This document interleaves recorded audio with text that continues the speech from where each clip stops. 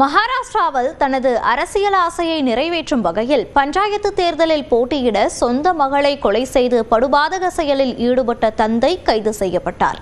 இந்த கொடூரச் செயலின் முழு பின்னணி குறித்து விரிவாக பார்க்கலாம் இந்த செய்தி தொகுப்பில்.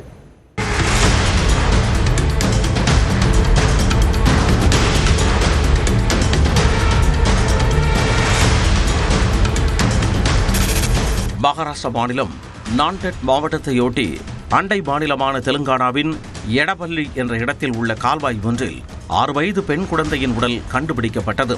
அந்த உடலை மீட்ட காவல்துறையினர் வழக்கு பதிவு செய்து விசாரணை நடத்தி வந்தனர். குழந்தை யார் என்பது குறித்து தெரிந்து கொள்ள குழந்தையின் புகைப்படத்தை சமூக வலைதளங்களில் வெளியிட்டனர். அதனை பார்த்த மகாராஷ்டிராவைச் சேர்ந்த ஒருவர் குழந்தை யார் என்பதை அடையாளம் காட்டினார். குழந்தையின் பெயர் பிராச்சி என்று தெரிய வந்தது. இதையடுத்து நான்டெட் மாவட்டத்தில் உள்ள குரேர் என்ற கிராமத்தைச் சேர்ந்த அக்குழந்தையின் தந்தை பாண்டுரங் கொண்டமங்கலேவை பிடித்து காவல்துறையினர் விசாரித்தனர். அதில் பாண்டுரங் தனது 6 வயது மகளை கொலை செய்ததை ஒப்புக்கொண்டார். மகாராஷ்டிராவில் நாளை பஞ்சாயத்து தேர்தல் நடக்கிறது. இத்தேர்தலில் போட்டியிட விரும்புவோருக்கு 2 குழந்தைகள் மட்டுமே இருக்க வேண்டும் என்பது நிபந்தனையாகும். இந்நிலையில் சலூன் கடை நடத்தி வரும் பாண்டுரங் இந்த தேர்தலில் போட்டியிட திட்டமிட்டார். ஆனால் இவருக்கு ஒரு மகன் மற்றும் 2 பெண் குழந்தைகள் இருந்தன. இதில் மகள்கள் 2 பேரும் இரட்டை குழந்தைகள் ஆவர்.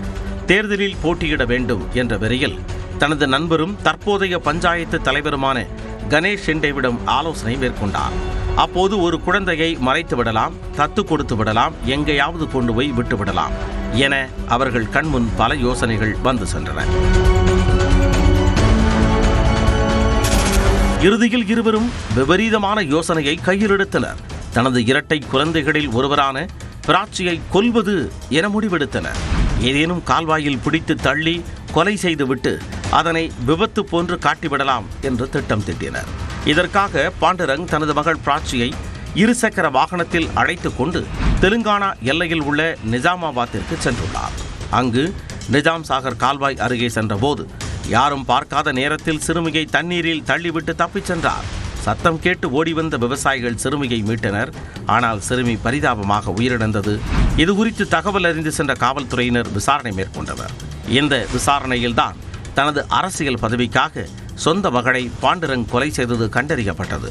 இதனையடுத்து பாண்டுரங் மற்றும் அவரது நண்பர் ராமச்சந்திரா ஆகியோர் கைது செய்யப்பட்டனர்.